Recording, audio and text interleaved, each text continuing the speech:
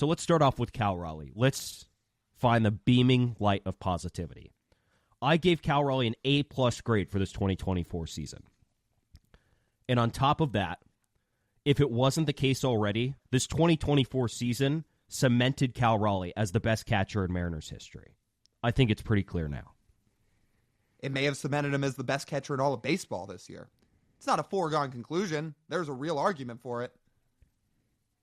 Yeah, there is a real argument for it. I mean, you just think about he's tied for first in wins above replacement this year, hit the most home runs, was tied for second in WRC+, second in defensive runs saved. The combination of all of those things for Cal Raleigh, I think, gives him, it's like him, William Contreras, and Patrick Bailey was a really good defender, but he couldn't really hit this year. Who else? Will Smith. On good years, guys like Will Smith and Adley Rutschman are right in that mix, but those guys didn't have the years that Cal and Contreras had. No, they didn't. And Cal had some things that, like, for last year, after his breakout 2022 season, that he didn't do last year. Like, his defense slipped by the metrics last year a little bit. Metrics didn't like him as much. And what did Cal do this year? He came back. He was one of the best framers in all of baseball. He would constantly steal strikes for his pitchers. He was a massive part of this pitching staff exceeding the way it did. Yeah, it was Cal Raleigh who had the best ERA of any of the catchers on the Mariners roster. When Mariners pitchers were throwing to him, it was better than Mitch Garver, and it was better than Sebi Savala by a pretty significant amount. That's pretty notable. And, oh, by the way, he took the most plate appearances of anyone on this roster as a catcher. The fact he plays nearly every day for a catcher is amazing. You're talking about a guy that appeared in 154 games this year. He's a catcher, 154 games. And he was behind the plate for parts of 135 of them. Catchers don't do that. Cal Raleigh does, but most catchers do not. So when you factor in everything he did offensively and the fact he is posting every single day and is just tough as nails, it seems like no injury can bog this guy down. It's unbelievable. Yeah, he gets A+. You could also argue that he is the only member of this lineup. Let me rephrase that. He is the only Mariners core player to not have a down season this year. Is that fair? The Mariners core in the lineup I would qualify as Julio. I would qualify it as J.P. Crawford. Oh, yeah, that list runs out quick when looking at the lineup because there's so much circulation in the lineup. So it's essentially Cal, Julio, and JP, and Cal is the only one who didn't have a disappointing offensive season.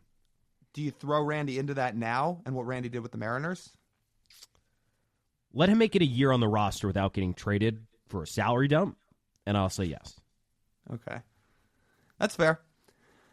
Yeah, I mean, how many places can we go with Cal Raleigh? There's a ton. First off, if you actually want to just go basic numbers here, which I feel like we don't do that often, how often do catchers go 30 and 100 like Cal did? Because he did exactly that. You don't see it very often. He just did it. There are so few premier offensive catchers in the game these days. Cal Raleigh is one of them. And oh, by the way, if you're out there and you're a person that says Cal Raleigh's not that good because batting average, congratulations, you just lost your baseball card. Right on the spot, right here, Marine Layer Pod has taken away your baseball card for the foreseeable future until you present a qualified argument for why you deserve it back. If your reasoning for Cal Raleigh not being one of the game's best catchers is, oh, he doesn't hit for a high average. No, get out of here with that. Just think of the progression of Cal Raleigh's career. Like, plays part-time in 21, really struggles for the first month of 22. Essentially has to just figure it out in 2022 after Tom Murphy gets hurt. And all Cal does in the remaining 2 years and change since then is only pass Mike Piazza for the most home runs in a catcher's first 4 seasons. Mike Piazza, arguably the greatest hitting catcher of all time. That's not nothing. Oh, and setting the Mariners record, too. Hall of Famer Mike Piazza. And by the way, that was a 4-year sample that everybody kept using this year because that was the stat. When Cal Raleigh hit 2 home runs in 2021. 2. So what Cal really did was in a 3-year stretch. And that makes it that much more impressive. Yeah, it's amazing what he does. And we haven't even gotten to the defensive side of the ball yet. Just think about some more of these things like that he casually set this year. Like, he had a good offensive season, but he had the highest on base percentage of his career. Mentioned the defensive runs saved. That's the most defensive runs saved he's had in his career. He had the most homers, most RBI, led the Mariners in plate appearances, and again, for another year, had to deal with an unreliable backup catcher that would never guarantee him a day off, and it didn't matter. Mm-hmm. Just incredible that he's able to sit up there and do that. Oh, and by the way, his one weakness of hitting was him hitting right-handed. He had a flat swing, wasn't a whole lot of power. Oh, he only more than doubled his former career total of hitting right-handed in home runs. He had 7 entering this year, and he had 13 as a right-handed hitter this year. That is a dude who's just evolving. That is a dude who grinds. That is a dude who gets better. And that is a dude who really lifts this franchise up. If the Mariners were to award a captain, it would go to him. Mm-hmm. Because he embodies everything that, the Mariners, I would say, probably lacked around the rest of the roster this year in terms of just figuring it out. Mm-hmm. I'm glad you brought up the switch hitting because it's probably not talked about enough. I know there was a point in the year where there was a lot of focus on, oh yeah, Cal's really taking a jump forward offensively. I feel like that was earlier in the year people were talking about that. And by offensively, I mean offensively from the right side. Cal Raleigh had about a 700 OPS against left-handed pitching this year as a right-handed hitter. And that was about a 50-point jump from where he was just a season ago. Some of you may sit there and say, well, 700 OPS is nothing to write home about. Well, it is when you're a switch-hitting catcher, and the fact that, A, you don't need to be taken out of the lineup to be a platoon-hitting bat, and B, the fact that you are league average or slightly above league average against as a right-handed hitter, because as a left-handed hitter, you're that much better. The fact that Cal Raleigh is a 700 OPS guy now as a right-handed hitter is a big deal. Because again, we mentioned for a while, does he need to stop switch hitting? Do the Mariners need to figure something else out with him? Should he just stick at the left-handed spot? Well, no. Because the worry was always going to be, what would Cal's numbers look like as a lefty versus left-handed pitching rather than a righty versus left-handed pitching? And now we've got our answer. He has been about a 700 OPS guy against left-handed pitching in the year 2024, and that is a big deal. And we need to re-emphasize as well to our listeners that the bar for offensive ceiling for catchers is going to be lower than any other position on the field for the most part. Just because of the wear and tear that goes on behind the plate, just for all the things you need to deal with your pitching staff, and shuffling it out of the lineup sometimes, not getting consistent at-bats all the time, depending on what organization, what roster, how it's constructed, all these sorts of things. So the bar is lower. So when Lyle says 700 OPS for a catcher, someone would scoff if you think, like a first baseman having a 700 OPS. That sucks. But it's just different for catchers because catchers have so much more to deal with. Like, again, just think of all the things Cal Raleigh has to deal with. He has to manage 2 swings and this pitching staff and play every day, by the way, and catch most of these days. Mm-hmm. That's a lot to deal with. And to come out of that, being one of the best offensive catchers in baseball after just essentially, and now 2 years and change of not reinventing himself, but just figuring it out at the big league level. It's just, this is the sterling development of Jerry DiPoto's tenure as Mariners president of baseball operations. This probably is the best job he's ever done with a player, I would say. Right? Because we know they're good at pitching good at developing pitching. But hitters, we talked about it in the mailbag, Lyle. They've drafted a lot of hitters early in drafts that have not been very good. But Cal's turning out to be like a slam dunk as a third-round pick. So if you didn't listen to our mailbag episode Friday, TJ outlined that in the Jerry DiPoto era, they have drafted 13 bats in the first and second round. Now, Cal Raleigh was a third-rounder, so he didn't quite fit into this category, but 13 bats in the first and second round. The 4 guys that have made the majors are Kyle Lewis, Evan White, Zach DeLoach, who wasn't even in the big leagues with the Mariners, and then Tyler Locklear, who just had a cup of coffee here this year. And we still think long-term should be pretty good. But that's where they're at right now. And as TJ said, you would think in a 9-year stretch, when you're drafting that many bats, at least one of those guys should turn into a star. Hasn't happened. Now, that doesn't account for Julio, but... No, it doesn't. This was just focused on drafting and developing of American-born players. Right. Which is what this was. But the comparison we used is you flip it around to the pitching side, where the Mariners drafted 7 pitchers in the first 2 rounds since Jerry Dipoto started, and 5 of them are big leaguers. Or have been at some point. Yeah, which would be Logan Gilbert, George Kirby, Emerson Hancock, and then Brandon Williamson and Connor Phillips. Those are the guys. As TJ, is still battling the changing of seasons. I'm dying over here. Yeah. Anyway, and that 700 OPS, again, one, the bar for catchers offensively is lower, like you mentioned.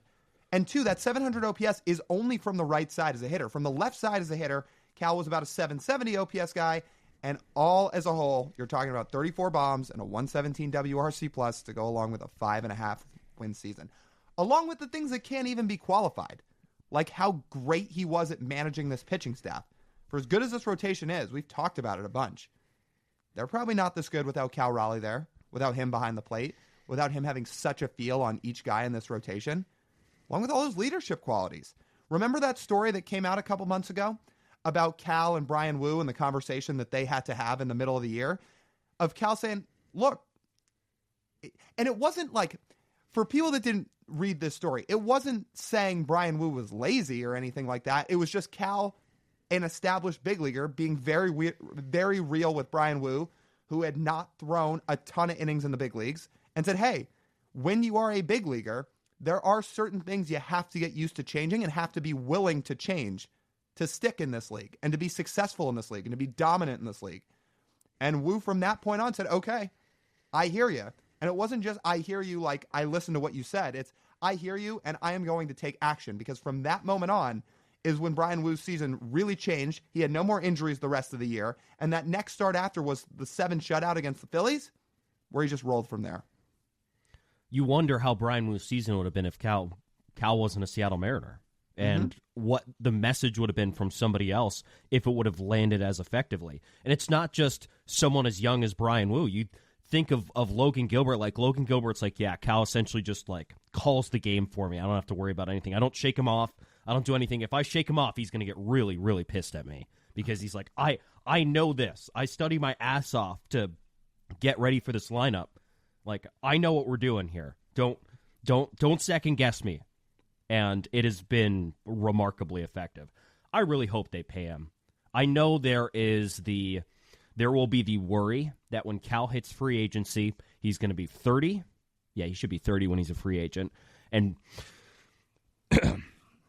so let's go at this from a serious perspective and a sarcastic perspective. Let's start with the sarcastic perspective that, Lyle, as you know, paying players over the age of 30 is just not good baseball strategy. Good teams are not built that way. Paying money to good players is not a thing. It's not a smart strategy. No, not how the Mariners for how the Mariners build their roster. No. But then there's going to be the realistic look of how much money do we want to pay a 30-year-old catcher who plays like 140 games a year and is back there 120 games a year? How well is he going to hold up physically down the stretch? Are we going to turn him into a first baseman? Oh, if he's a first baseman, then his offense needs to get better. But can his offense get better? His offense is good for a catcher, but not quite as good for a first baseman. So there are all these things that seep into the thought process of extending him. Oh, and then on top of that, his agent is Scott Boras. If Cal's going to hit 30 home runs a year and be a 120 WRC plus hitter, isn't that fine for a first baseman? It's fine, but will he do that at age 30? If he's not catching anymore, why not? He can be, and he'd play probably more games at DH too at that point. He'd be a first baseman / DH. Right. So I think he could, but he would want, I would say, catcher rate. They would offer him DH rate, and he'd probably hate that. Probably. And once the Mariners make up their mind on what kind of money they're offering, there's not really any negotiating. So if Cal doesn't like it, he's not signing. Because the Mariners do not negotiate. They don't get in bidding wars. How's that worked out for him? Well, Marcus Semien just called. He said, man, I miss my opportunity to be in Seattle. Love coming there every year, twice a year. What's this quote from Marcus Semien? We can put this on a quote card. I love my time in Seattle every time I visit on the road, and I would have signed in a heartbeat had I been given fair money. Oh, that's funny. Very real quote, courtesy of the Marine Layer Pod. Oh, wait. Shohei Ohtani just tweeted something very similar. I would have if the Mariners would have gone 1 year for $69 million, I would have signed in Seattle instantaneously for the 2024 season. But they refused to move off of $65 million, so I had to tell them no. Never should have even been 1 year. You should have paid him every single penny he asked for. No, but sorry, I forgot. Sorry. I got sidetracked for a second there. I started to get into fan mode, thinking about how great Shohei would have been. But then I had to get back into reality mode, back into baseball mode, and remember, TJ, that paying a guy like Shohei, who's going to be 30, not a smart strategy. No, it's not, because he's going to get old. Then you're going to have to pay him a lot of money. Yeah, no. You just can't do that. No.